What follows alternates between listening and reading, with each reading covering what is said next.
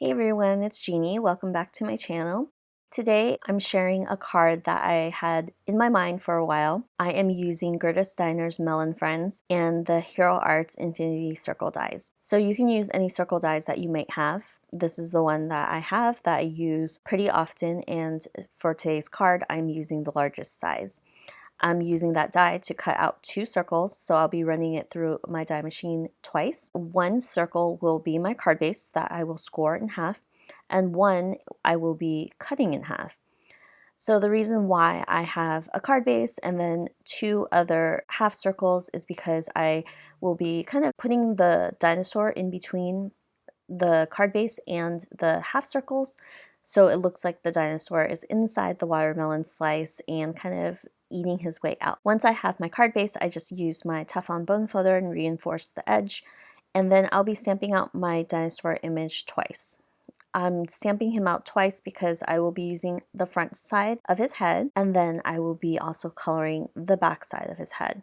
You'll notice that I stamped him both with the eyes and the nostrils, and this is because I'll be actually flipping the image of his head and coloring the back side of it. I do a bit of fussy cutting, but this image is really easy to fussy cut, so I wouldn't really worry about it. You'll notice that for the back image, I only fussy cut right under his neck. That is because that's all you really need. I don't even bother coloring anything except for his hands, that underneath his neck area.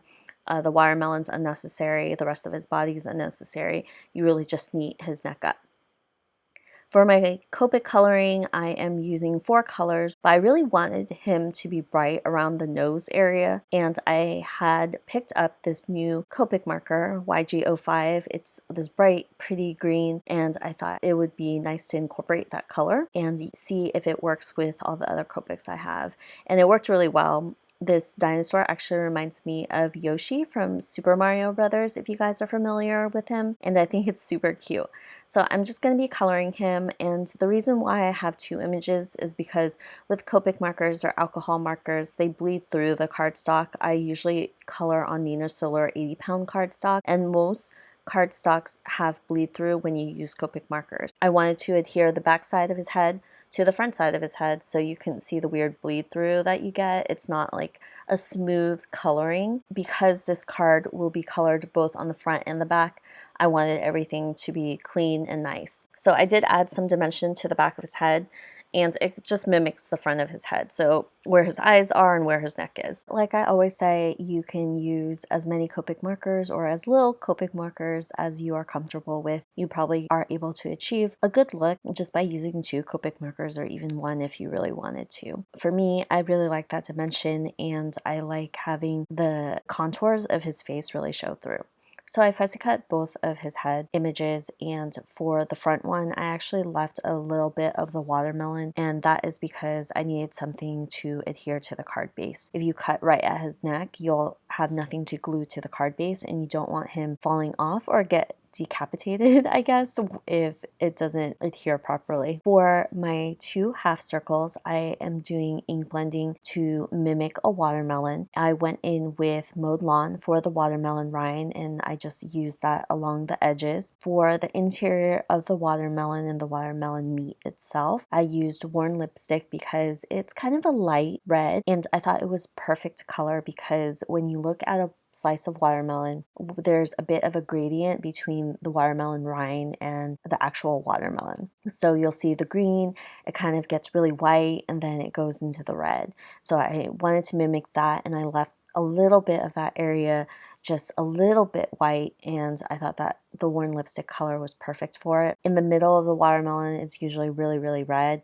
and so I went in with Festive Berry just to really highlight that. You'll see on my card base, I actually inked up my score line on the card base, and that's only because I didn't want stark white to be popping out from the card. You definitely do not have to do the ink blending on the score line, but if you do, it's a quick and easy blend.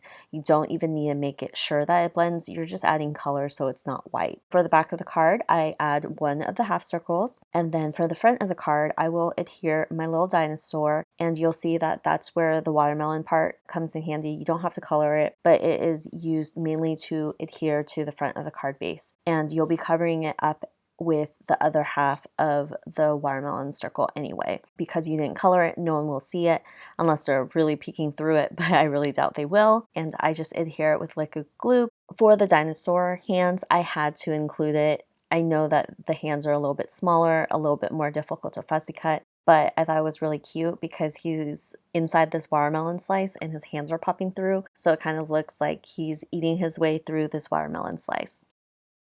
For the sentiment, I just stamped it directly onto the card base.